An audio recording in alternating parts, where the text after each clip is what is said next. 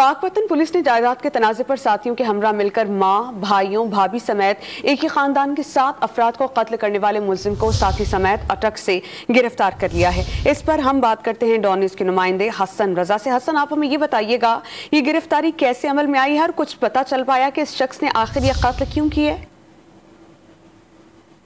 बिल्कुल, पाकपतन के नवाई गांव बड़ी रात में 7 अफराद को कत्ल करने वाले 2 मुलजमान को पुलिस ने अटक से गिरफ्तार कर लिया। मुलजमान सरवर और उसका साथी असद कत्ल की लर्जा खेर वारदात के बाद इलाका गैर फरार हो रहे थे।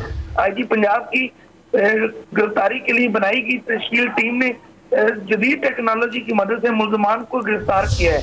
इस अफसोसनाक वाक़े के ऊपर जो पुलिस सख्त एक्शन ले रही है और अभी तक ये मालूम नहीं हो सका कि 7 अफराद को इतनी बेदर्दी से कत्ल किया गया है और जायदाद के तनाज़ा पर। बहुत शुक्रिया हसन रजा।